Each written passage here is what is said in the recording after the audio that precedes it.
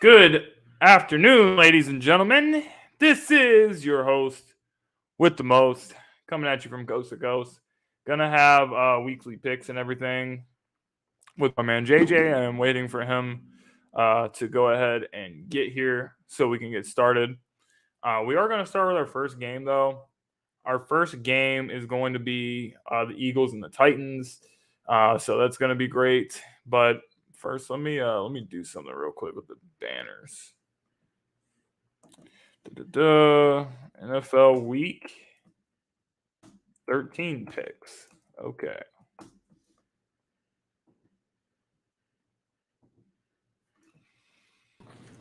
JJ, what's going on, man? Not much, man. Uh, this show's not on sideline, right? No, Okay, good. So I no, can. no, absolutely not. So, not that we don't love sideline sports, but I'm not smoking there on has to be sideline. there has to be a what do you call it? It's kind of like in school, the whole debate about school prayers, like separation of church and state. Yeah. That's what it is. It's one of those type of deals that we have. Love those guys over there, but Yeah, I don't want to smoke on their network. for those of you guys that don't know, me and JJ been friends for a long time, and we've been actually doing these picks for a long time. I just started actually broadcasting it to my YouTube channel and stuff recently. More people are knowing about it, but we've been doing this shit for a while. But with that being said, NFL Week 13. Where's We gotta Jamal? start with the Eagles. We Where's gotta Jay? start with the Eagles game. Go ahead. Where's Jay? I guess he's not coming, but that's all right. Next time, it is what it is. So you got the Eagles and the Titans, and the Titans are looking pretty. Wait a minute. What you doing? I thought I was leading the We're drive. oh, go ahead. Yeah, that's why I got my notes down. I was like, give me the rundown. All right, go ahead. I'll let you do your game because it's your team, but I'll take on the. All right, I'll just do the first game then. So we got the Eagles playing the Titans. Titans are leading the AFC South 7-4. Tough loss for them against the Bengals. Very close game. Derrick Henry is the guy that you got to stop. The Eagles are getting Jordan Davis back for this game. So it's going to be a major boost for the run defense. Obviously, they picked up Linval Joseph and Ndamukong Suh, which has also helped run defense against Jonathan Taylor a couple weeks ago with the Indianapolis Colts. Pretty much shut him down. So you got him. You got Fletcher Cox. You got Jordan Davis. You got some guys up front that can do some things. So I think that's the key to the game. You got a young receiver. What's his name? Traylon Burks. He's going to be playing in this game. So against this young receiving core of the Titans, I guess put the game in Tannehill's hands. That's what I want to see. Don't let Derrick Henry go off. If you can hold him in check, which I think with Jordan Davis being back into the team, we should be able to. And then against the Tennessee Titans, biggest storyline of this game is going to be A.J. Brown and how A.J. Brown wants to show out against his former team because they traded him. Contract negotiations did not go well. They did not think he was worth the amount of money that he was asking for, and that can be debated. But I think for this season, what A.J. Brown has brought to the Eagles, you can say that he's definitely worth the $100 million contract that he was given. So I think he's going to be playing with the edge against the Titans secondary. I'm not sure if they're going to be able to slow him down and contain him. So that's going to be something else that I'm watching out for. But in the end, I think the Eagles at home will handle their business. I think it'll be a pretty tight game, but I could see us winning something 27-20, and the Eagles get to 11-1. That's my prediction. What's the spread and over under for this? Check. So Eagles 4.5, and the over under is 44.5. So what are we thinking? Okay. So this is definitely a complex game on all layers. We have A.J. Brown coming back.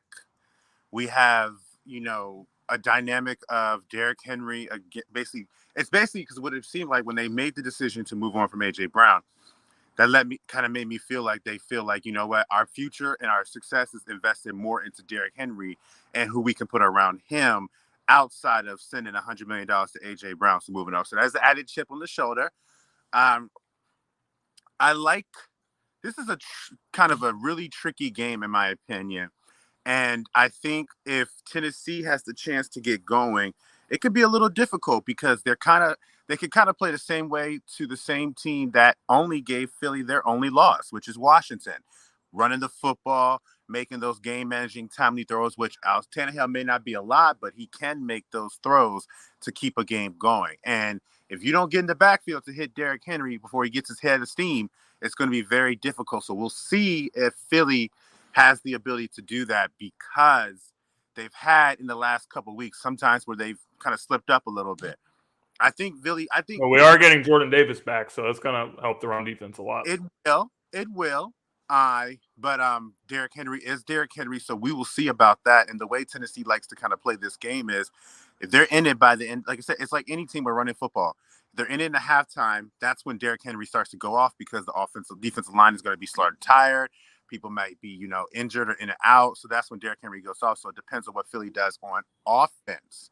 Now, I do like Philly, but I think Tennessee will cover. I think this is going to be like a 27-24 or a 25-24 or 20. It's going to be within 4 points for sure, because I think. So we're liking the over for this game. I'm liking the over for this game. Prop wise, I like the rushing yards for Jalen Hurts. If you see them, I think they're at 49.5. I also love the rushing and receiving touchdown props for Derrick Henry, because I think he is going to have an opportunity to get in the red zone and cash in. And I think he will do so, because he is that guy in the red zone for them. He is the one that they call to.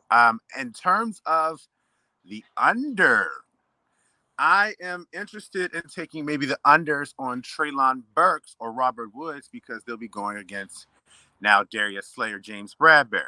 They're not Terry McLaurin, but at the same time, I need James Bradbury and Darius Slay to come to play. I'm unsure of doing the overs on AJ Brown in a sense, because I don't want Philly to get up in the sense of, let me show them what they missed out on. So let me get it to him 24/7. I think if you work it in the offense, you have a chance to get it to him. Personally, I don't know. I think your tight end is Jack Stoll. Yeah, Dallas Goedert is out for now. Tennessee not handle covering tight ends very well. And I think in the time where there's so much focus on A.J. Brown and Devontae Smith, I think the over on Jack Stoll's receiving yards is a good bid. I think they're like 24.5, because I think there's going to be so much that gives him a chance to find some areas in the defense to kind of get off. He may not get but maybe 2 or 3 passes in that whole entire game. But I think both of them could be good chunk yardage to get him to go over his receiving yards. I like Miles Sanders over in this game. I mean, you got to look at what he's been able to do the last couple weeks. Even for this season, he's having a career season, had 140 rushing yards against the Green Bay Packers. As a team, the Eagles rushed for 348. You had Jalen Hurts rushing for 157 yards and Miles rushing for 141. So I think Miles Sanders has a chance to get going too. So I would check his props out, and I would definitely take the over on him as well. But go ahead, JJ. What's our next game? The next game is, we went to the one part of the city of the brotherly love. Now we're going to the city of the steel mine, where we got the Pittsburgh Steelers traveling over to Atlanta to face the Marcus Mariota-led Atlanta Falcons. These teams, great matchup. It's not, it's not. But I like this matchup. I like to see Pittsburgh had a good win last week against Indy. Their defense has TJ Watt back, which in a way, it makes them better, but it also makes them immensely more confident in themselves, right, because he's back there. And so it depends on who wins the win of the game in the line, because part of what Atlanta needs to go off is to have their run game influence with Cordarrelle Patterson, so that way Mariota doesn't have to do too much, and then he can get it to like Drake London or Algier and things of that nature. And on the offensive side for Pittsburgh, Kenny Pickett, a lot of people have criticisms about this guy. A lot of people think that he's not this, but for the time that he's played, he's done rather well for a rookie quarterback. he seems like he knows how to make every throw, and he knows how to kind of manage a game. You know, he had thrown into the fire against Buffalo, and then that was like a whole situation. But since that game, he has kept them in every single game and given them chances to win like they did last week. For my prop wise, I like the props for over on Kenny Pickett's passing yards at 229, and I like the over on George Pickett's receiving yards at 48.5. Him and George have a nice connection. Kenny has a good connection with George. Kenny has a good connection with Pat. Those two together have a good connection. And if you're on Prize Picks, I like the over on Pittsburgh's defense to get more than 2 sacks this game, because I think they have an average of 3 sacks or more when TJ Watt has played.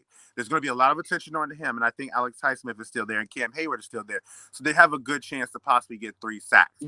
But as far as the team that wins, I'm gonna go with Pittsburgh here. Okay. I think Pittsburgh they're rallying behind their young quarterback. They're seeing that he's been able to keep them in games and also help them lead to possible wins. And I think they are starting to have a formula for their season with this guy. And, you know, it's except for a loss with Najee Harris being out or being down. But I think Kenny Pickett, he's shown that he could throw 50 times a game and have to score. He's shown he could throw 300-some yards. He's shown he could throw 2 or 3 touchdowns. Like, he's showing them that in games like this, where it looks like it's going to be very tightly contested and it's into the fourth quarter, they believe that he has a chance to get them the game-winning drive or the game-winning field goal to win the game. So I'm going to go Pittsburgh in this game against Atlanta. Yeah, I got Pittsburgh winning the game too. I mean, other than Cordell Patterson, and Kyle Pitts has been kind of underwhelming. You know, Kyle Pitts was like he was kind of like a top 5 pick in the draft, and he was touted as a generational talent, but what has he really been able to do? So the Falcons, I don't think they have enough players on their team that can do serious damage. I mean, in fact, I would say Cordell Patterson is the main guy for them that does most of the damage. He had a kickoff return touchdown last week. They get him the ball in all sorts of ways. He's obviously their main running back. They pass the ball to him a lot.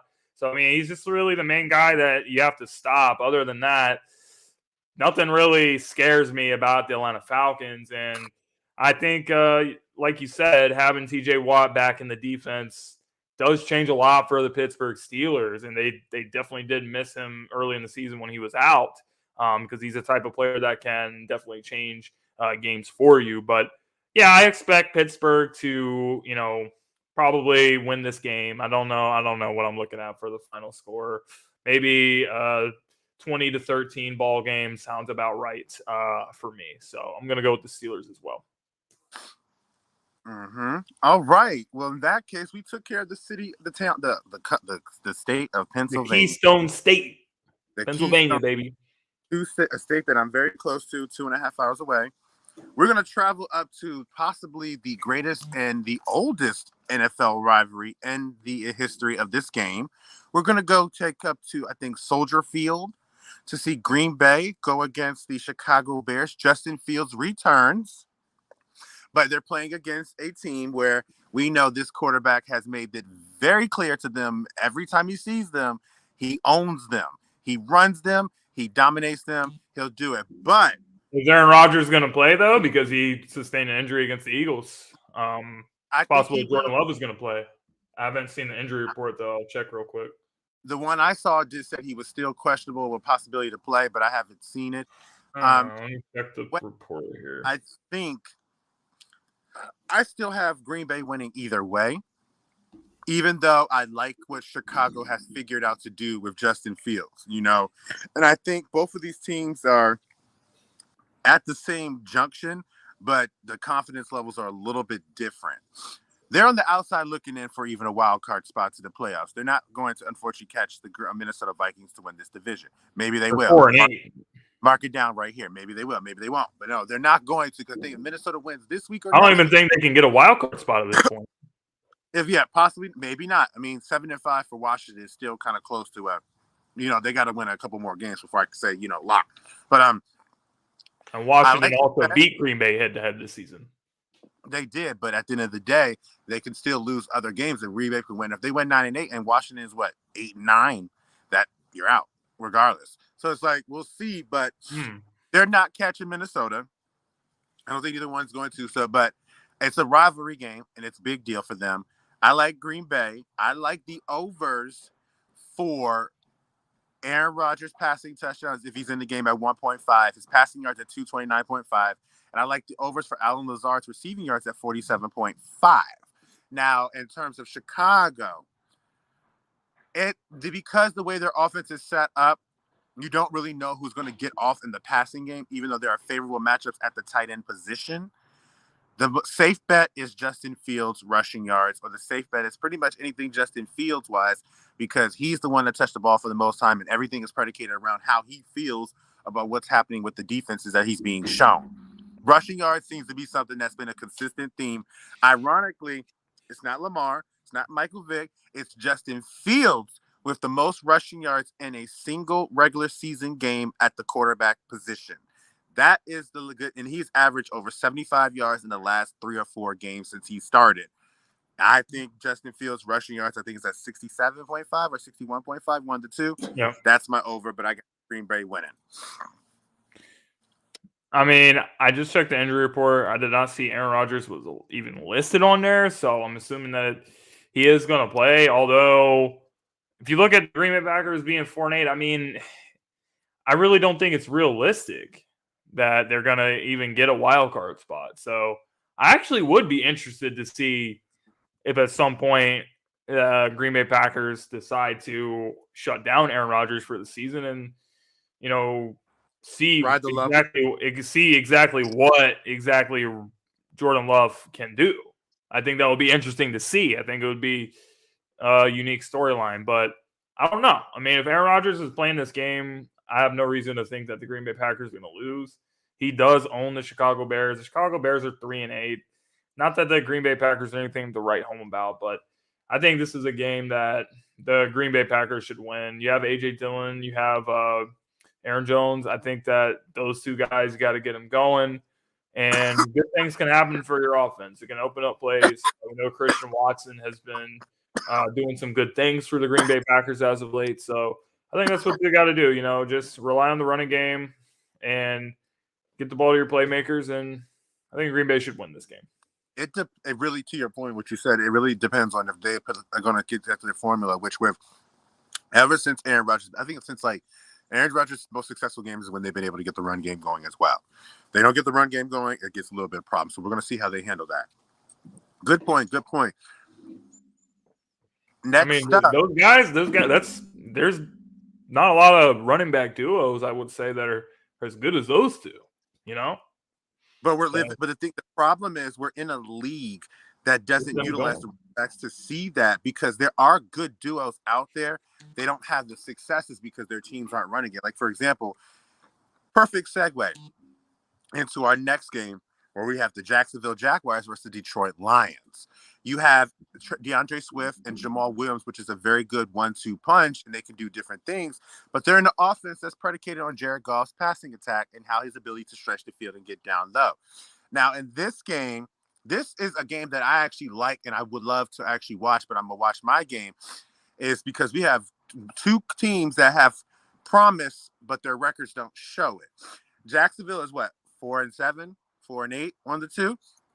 They've been in every single game except for the Chiefs game. They lost every game by one possession except for the Chiefs game. And even in the Chiefs game, they hung around a lot longer than people realize. They have been showing people that they are very competitive. They're pesky.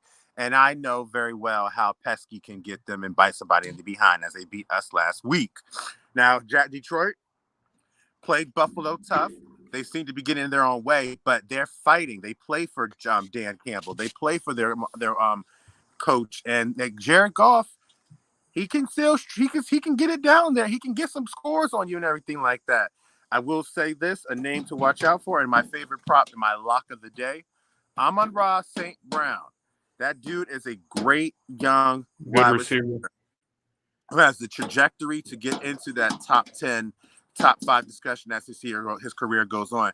He has good hands. He's a great route runner, and he's big and he's physical. His receiving yards are 73.5 and 74.5 on Underdog and PP, respectively. Prize Picks. I have been deemed at the lock. I will go over. He's averaged in his entire season. Hey, what's going on? Cowboy X Factor says, "Good luck to the Eagles and the Ravens." Thank you. We need it, especially over my Thank game. you, sir.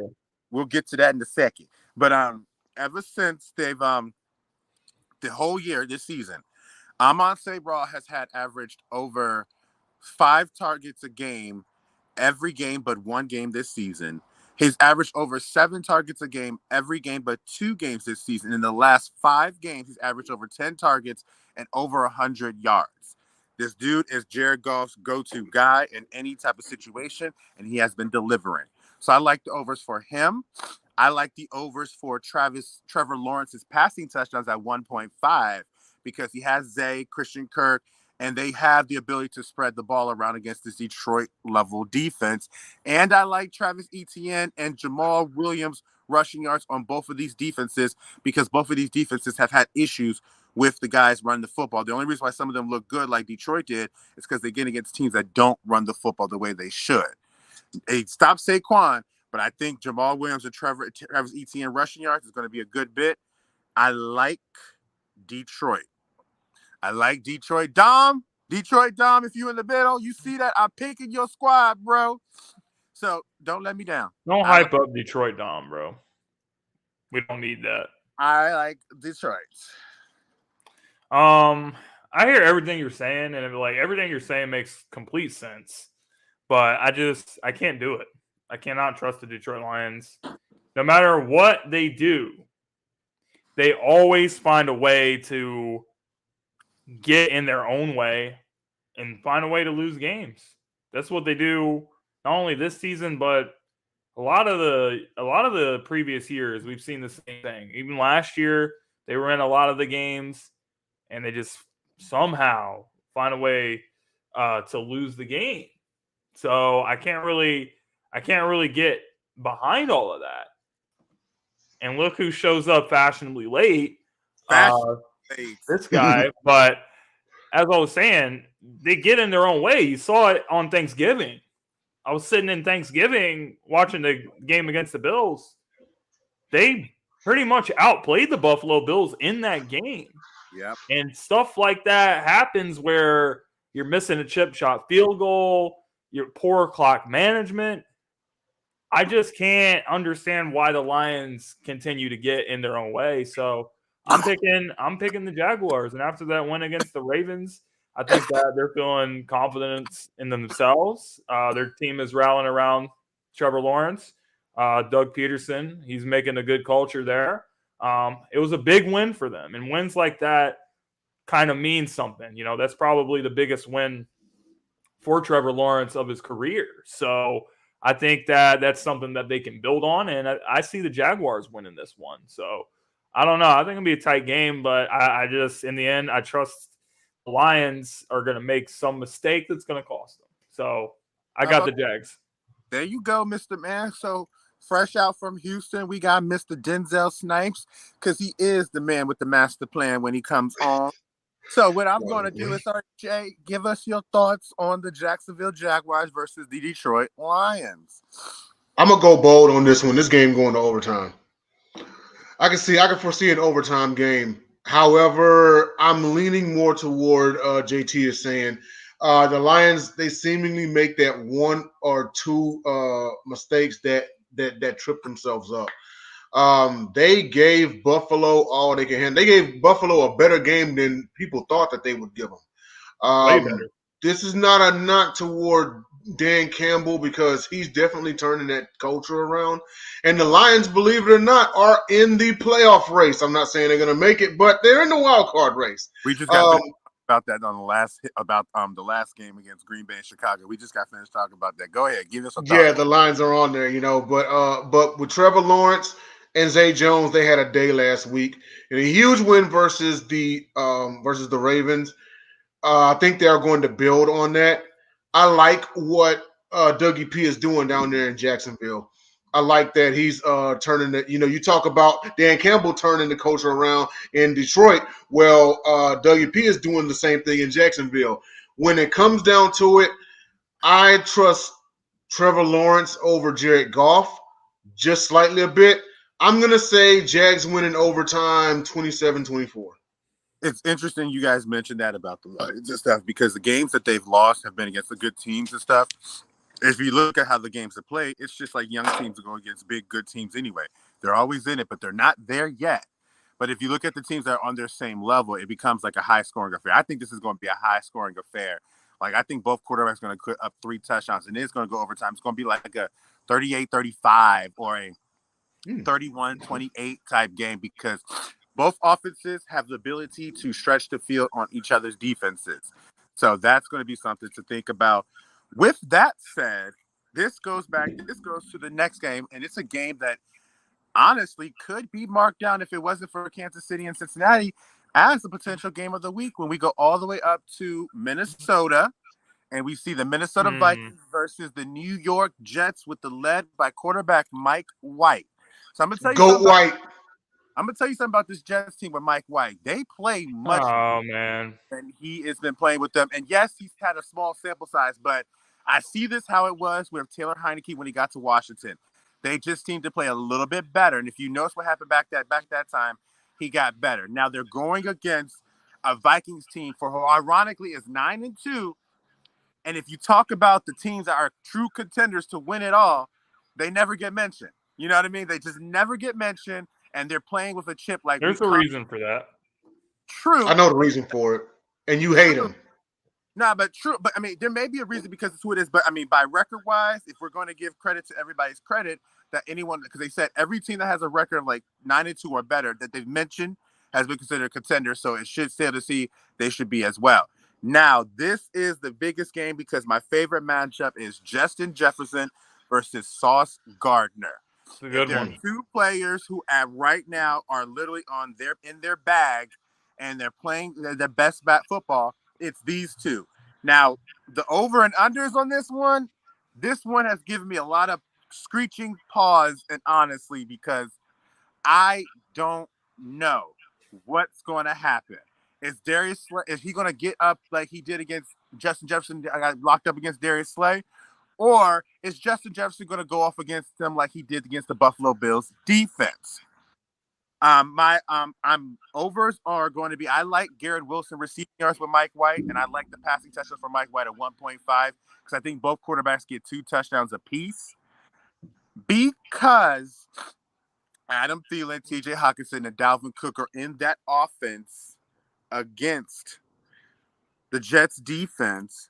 I like Justin Jefferson to get over 88.5 receiving yards today because I think they're going to try to find ways if he's being locked up by Sauce to get him out. And they have weapons to balance out that against a strong defense. Now, overall, who wins this game?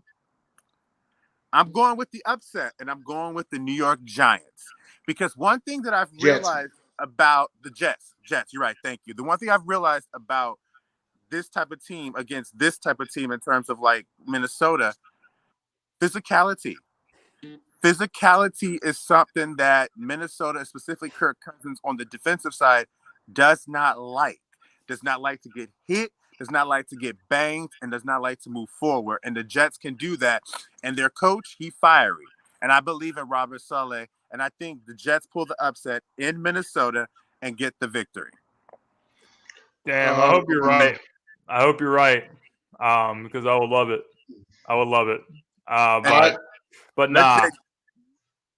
All right. Houston Zone, go ahead, buddy. I appreciate you. You know, I just saw a blip across the screen here. I'm watching the NFL today. The Vikings lock up the NFC North with a win and or a Detroit loss or a tie. So that's going to be a motivating factor. Also, number 2, say what you will about Mike White at this time period, but I will take his small sample size over anything we've seen of Zach Wilson thus far. That man is horrible. He is terrible. I don't know whose idea it was to draft that man in the first round. He's horrible. He wasn't even that good at BYU. I'm not saying he was terrible in BYU. He had one good season. Yeah, exactly. He had one good season. That's it. I think he was drafted because of all the quarterbacks out there, who was the one that was most like the dual threat quarterbacks that have been today in that draft.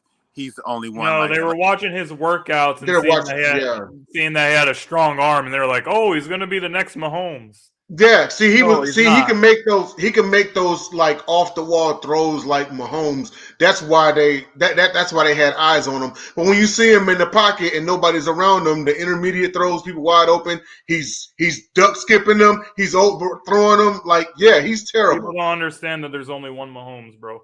Yeah, you know what I mean? So, but as far as the game goes, like I said, I will take Mike White sample size over anything Zach Wilson has ever done. Then the dude has the nerve to be arrogant and cocky. Okay, you can't suck and then be cocky. Pick a struggle.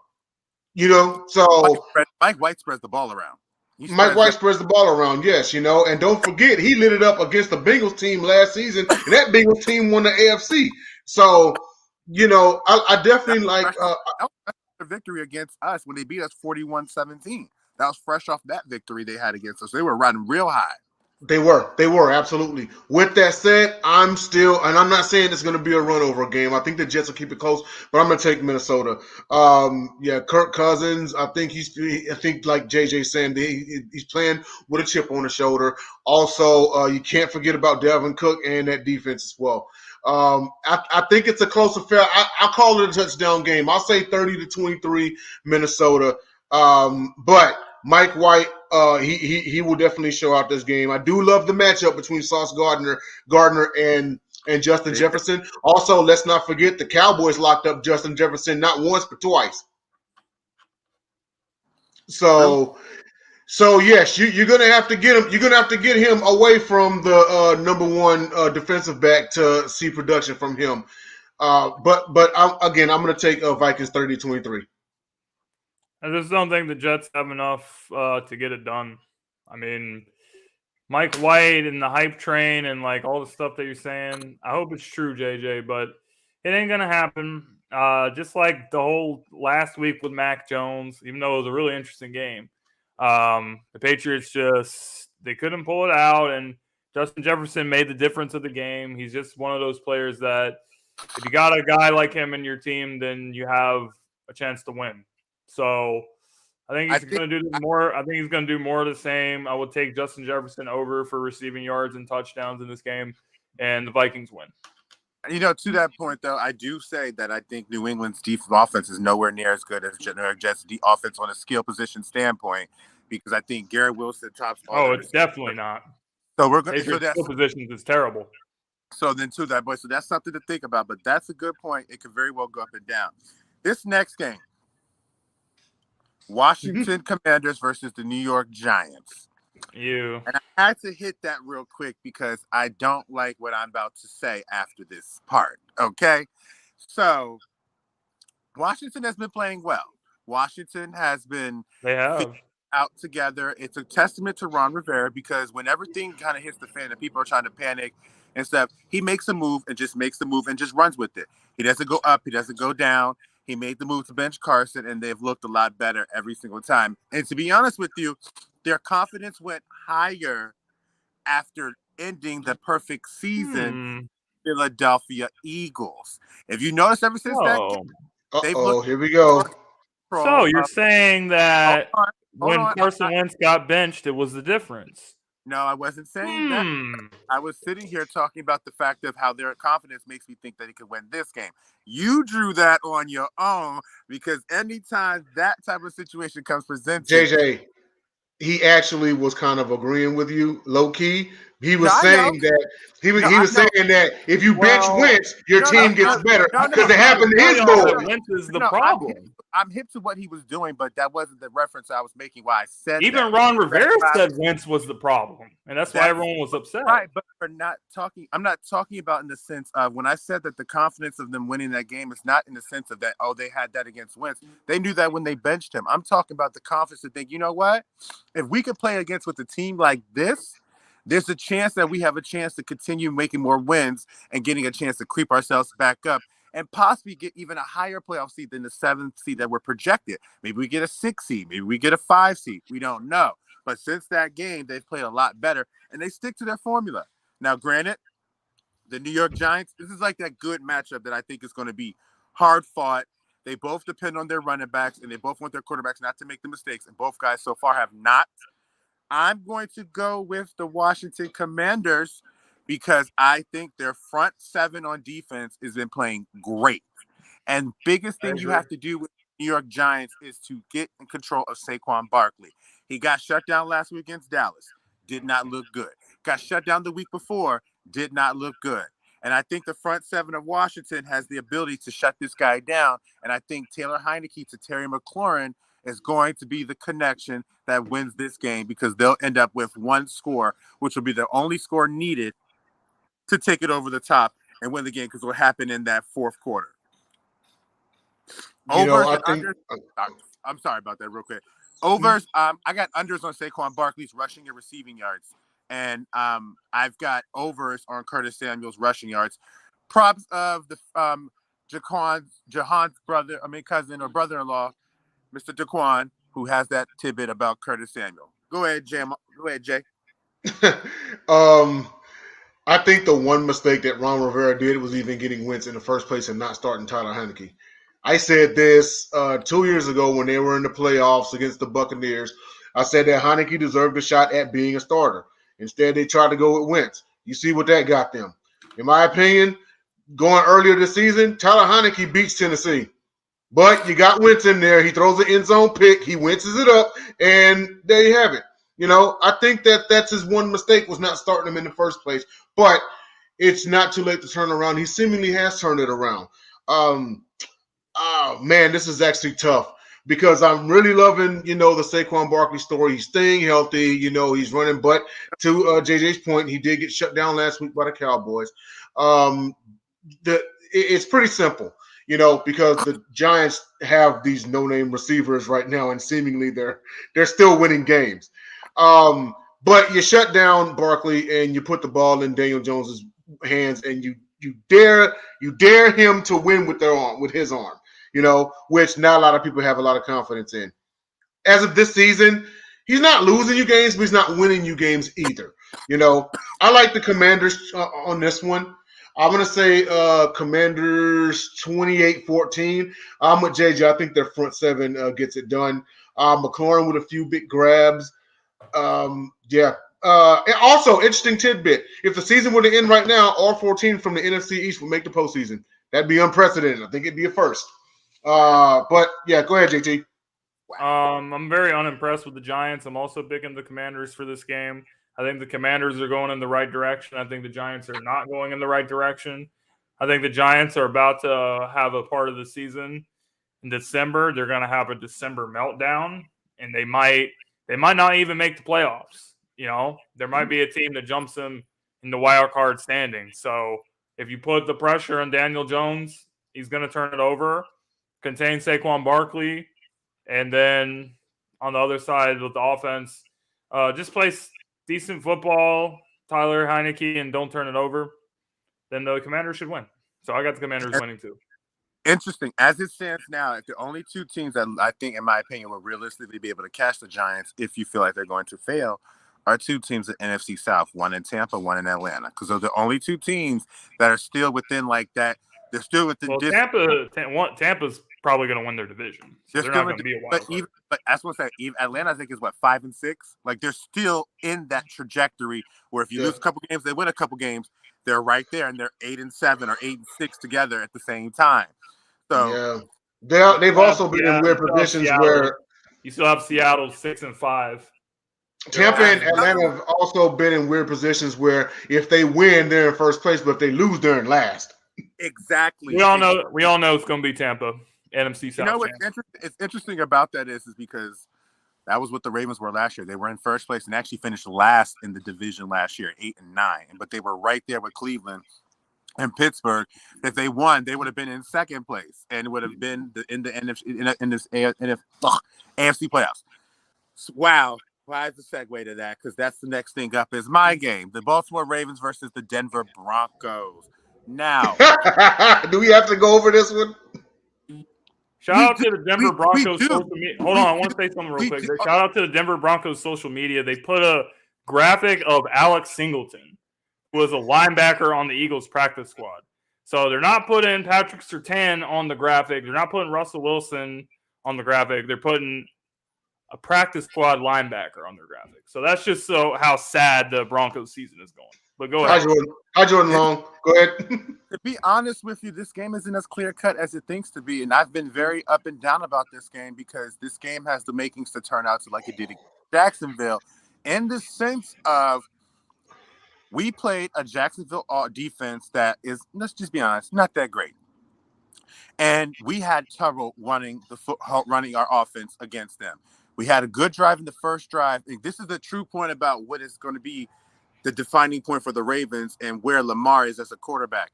That first drive we go up, Mark Andrews had 3 passes, right? End up getting all the way down, come up with the score. Mark Andrews finished for the game with 4 receptions. So he only got 1 pass from the first drive of the first quarter all the way till the end of the game. And then what happened to the Ravens? They lost. If you find a way to scheme Mark Andrews out and Lamar does not find a way to get it to other people, you have a chance. And you're going up against a Denver defense that has, in my opinion, I know Sauce gets all the credit, but I think Patrick Surtain is the best corner that's playing right now. Like, he's the definition of lockdown in the sense that he has not been in any trouble. He's had a few glimpses, maybe one big gainer here and there, but he's been shut down this year. And so that is going to be a huge tip. There's just a matchup that they have on defense that could take away the best skill position players on the offense, which is Mark Andrews and Lamar Jackson's ability to get to him. All that said, though, I am still taking the Ravens over them because I think they're going to get back to basics. We go back home as opposed to being on the road for the last couple of weeks or a couple of weeks up and down. I think they're going to be able to give Russ the fits that he needs because we can stop the run. And I think we can put them in some really third and long situations where we can take advantage of a Russell Wilson who I think right now is mentally broken in this situation. Now, in terms of props-wise, I'm bold on this one because I did a pick 'em. I do a pick 'em every game that my team plays, whether it be basketball or football. And I did under on interceptions for Lamar, over on rushing yards for Gus Edwards at 55.5, under on receiving and rushing yards for Latavius Murray, and Russell Wilson under for total yards at 237.5. So those are my particular props that I'm looking at when it comes to this game. And Mark Andrews over 55.5 receiving yards because I think we can't win this game unless we figure out a way to get it to him and also with everybody else. Get it to him when he gets to him. Go ahead, Mr. James Tatum, and then we're going to go round. There's not much to be said. The Broncos are a team that stinks. The Ravens just need to not make as many mistakes as what we've been seeing. The defense was not looking good last week. Defense needs to play better. I think against one of the worst offenses in the league. What could possibly go wrong? I got the Ravens winning. Oh, man. Ravens 24, Broncos 3. I hear everything you're saying about the defense. They actually have a playoff level, if not near playoff level defense. But their offense is putrid. They have a high school offense. They have the worst offense in the league.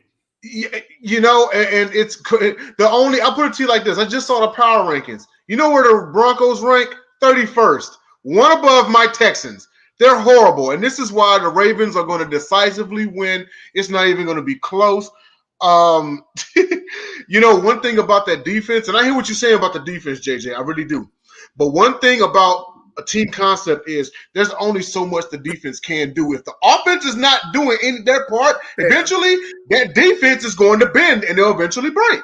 You know, there's a reason why homeboy yelled at Russell Wilson last week. We sick and tired of doing our part and y'all ain't doing nothing. We paying you 200-something mil for what? To come on camera and say, Broncos, let's ride after every loss.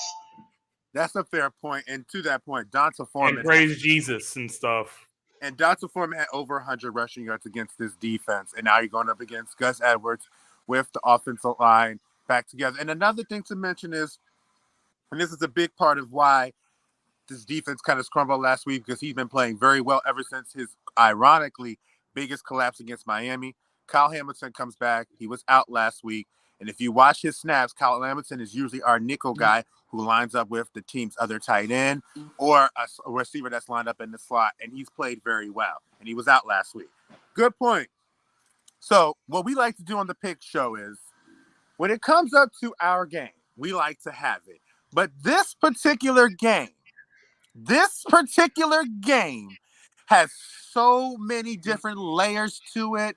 So many different, like, I have to watch this because I need to Deshaun see Watson. how it's going to happen. So I'm going to let my boy down low, Mr. J, start us off on this particular game. Well, Cleveland at Houston. You know, this goes back to before the season on the episode of the Gauntlet where I said that if Cleveland was not on the schedule at Houston, Deshaun Watson would have got suspended for an entire year. But the NFL loves storylines. So lo and behold, his first game back is at Houston, his old team in his old stadium. And then if you all go back and watch the Gauntlet, I had Tony Busby as my sports moron because he's having the accusers come to the game today and make a statement. Okay, I'm not here to say whether the man is guilty or not guilty or anything like that. Supposedly, Sorry to that's cut you all off real quick, but to your point about the side part of the storyline, It don't matter if anybody thinks he's guilty because to your point is, could the NFL have maybe told Tony Busby to make this move indirectly? Like, hey, you know, this game is screaming the lights. Give us more of a storyline. Give us more of a storyline. No, the NFL did not tell them to do that. They're doing it because they want to bring attention to themselves. And as far as Deshaun Watson, it doesn't matter if anyone thinks he's. But it doesn't matter. Hold on. No one cares if he's not guilty. I'm not going to say no one cares, but it doesn't really matter if people still think he's guilty because he's not going to get arrested. That's over. He's done his suspension. It's over. People have to deal it and accept it now. Now, to the point though, if you say the NFL wants all attention on them, are we not? I'm saying the people, the attorney, and the victims want the quote unquote victims want the attention. But we're talking about what Jay's point is. Jay's point said all eyes on this game, so that's why he wasn't suspended indefinitely because NFL wants a storyline to have people here. How do you add to a story? You throw a wrench in there, that's a big old plot twist. And here comes Busby and the accusers. So all the people that was like, you know what, I ain't going to really watch this game. Now I'm going to see what this game is like to see how he's going to deal with seeing this whole story be played out because they're going to talk about it too. But that was my little... And essentially what now, honestly, I think Cleveland's going to win decisively. Of course, I'm pulling for my boys. You already know, but I mean, I'm the realest Texan fan you'll find. What people and you know, it's crazy because to James's point, there's a little something called a court of public opinion. So if Deshaun Watson is guilty, if he's not guilty, there's going to be an area of people out there that think that he did it and he just had a good lawyer team, you know. There are people that are going to be watching this game and they're going to want the Texans to completely run over him and win decisively. Just realistically, the Cleveland Browns, even taken away from Deshaun Watson, man, they would have won this game if Brissett was quarterback. Yeah, if Brissett was quarterback. You got arguably the best running back in the league right now, Nick Chubb. You still got a decent defense. You still got, when the Joker's going to be out, but you got Amari Cooper. I mean, like, you know, yeah, it's just crazy to imagine, you know, what this team's record would be had Deshaun Watson played from the first game. With that leaves a lot to be desired for next season. But I've got Cleveland. The Texans may make it a game in the first quarter. I've got Cleveland 31-10. Go ahead. I got the Browns. Not much to add to that. Well, with that being said, I see how you're doing it. Okay, we're going to go over to the 4 o'clock games. The Rams versus, correct me if I'm wrong because I'm drawing a blank right now. Who do they play? The Seahawks. Seahawks. NFC West. Battle for the I think those are two teams fighting for the second seed because I think right now, second seed in that division because I think we know that San Francisco pretty much is going to run with it. We have a Rams Super Bowl former reigning champion. Not so great, you know, not so good at all. Like it's bad. It's a lot of disappointment. All the stars didn't align for them this year again, but they take on a Seattle Seahawks team who they have the Rudy, in my opinion, of the NFL season. Everybody's on Geno's bandwagon, happy for him, wanting to see him continue to succeed, seeing him make some good plays here and there. Everybody is on him. It is like He the ain't movie. right back. It's like exactly. He ain't right back. This is the Ruby, and he's played well. But I will have to say, Kenneth Walker, the rookie running back, has been playing lights out this year and has made life a lot easier for my man Geno Smith to go off today. And I do think they'll beat the Los Angeles Rams. I've got the over on Kenneth Walker's rushing yards, and I got the over on I got the under on whoever's starting at quarterback. Their passing yards, because as bad as Seattle's defense is, they can't be that damn bad. No, they Yeah. ain't that damn bad. And Matthew Stafford's out for the season. The Rams stink. Even with Matthew Stafford, they're 3-8. They don't have a first-round pick. They gave their first-round pick to the Lions, so the Lions are going to have like 2 picks in the top 5 or 2 picks in the top 10 at least. And the Rams stink, as if I didn't already say that. So I got the Seahawks winning. Seattle's gonna roll. They're gonna roll in this one. I've got Seahawks 35-10. Geno, I mean, don't get me wrong, the Rams defense still is what it is. But their offense is just nah. I mean, and not only that, but I think that the Seattle Seahawks, they know they could have beat the Raiders last week, but they let Josh Jacobs go completely off.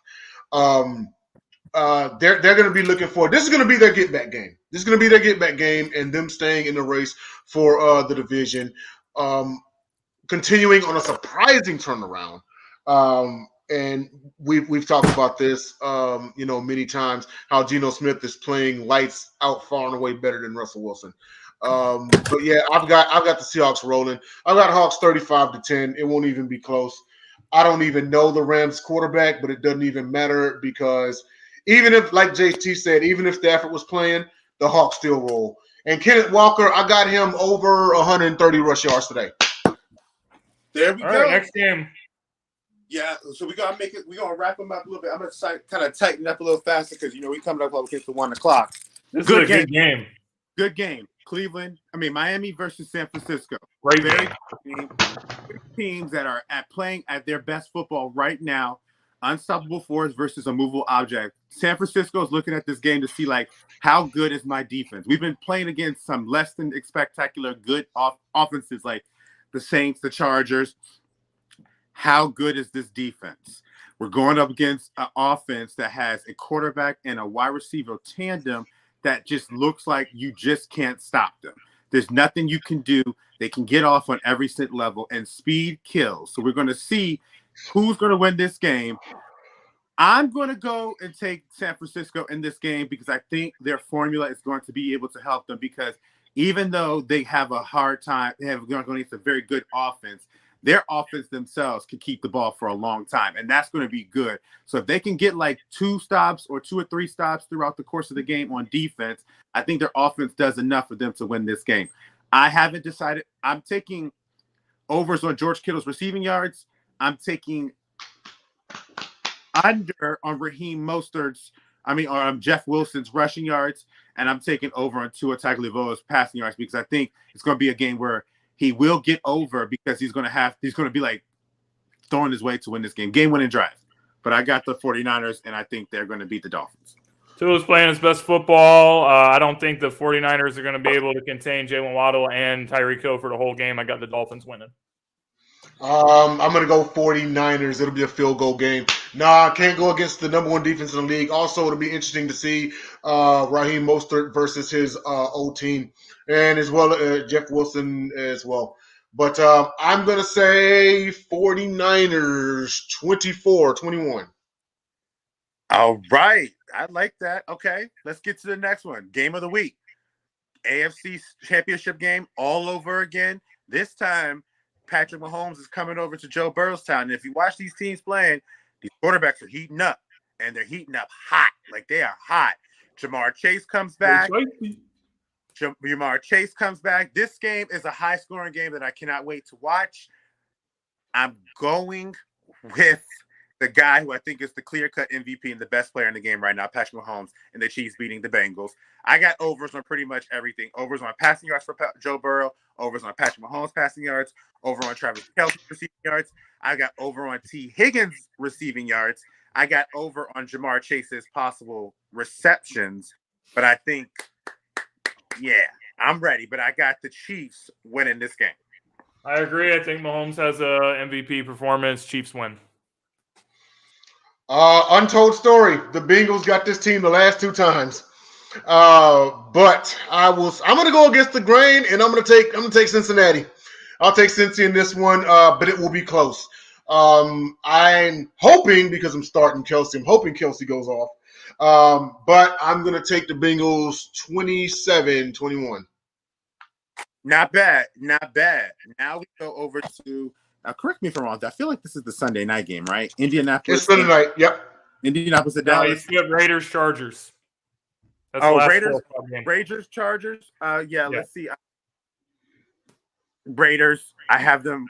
No, Chargers. I have them win this game. I don't really have much on these teams because I think both of these teams are just not where they're going to be. Crazy enough. High expectations. Over and under. Nothing I ain't got for you. Raiders playing at home, as the great Detroit Dom says. The Chargers going to Charger. I got the Raiders winning this game. Josh Jacobs. Hopefully he has another monster day because I'm starting him too. But Bolts got something to play for. I got Bolts. I'm taking them 30 to 20. There we go. Now we get to Indiana in Dallas, right? Yep. Yes. Yep. I'm going Dallas. I don't like what Jeff Saturday and them did last week. I think this is a bad matchup. Dallas's defensive line is one of the best in football, probably top 3. I got Dallas in the flow here. I got unders on Matt Ryan's total yards and passing yards, overs on CeeDee Lamb's receiving yards, and Dak Prescott's passing yards. Dallas win. I got the Cowboys. I'll take Dallas. They shut down Jonathan Taylor. I'm rooting for the Colts, but Cowboys Me too. rolling this one.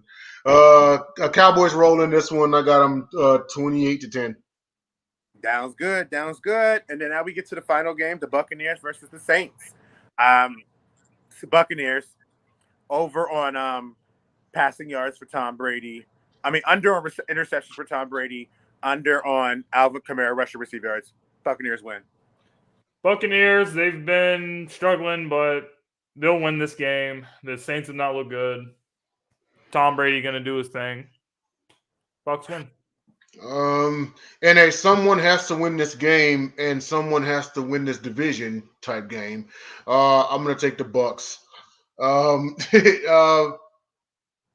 Saints defense still is what it is, but Dalton's at quarterback. Kamara hasn't really looked like Kamara. There's still questions on Michael Thomas, and so that offense is just in a confusion.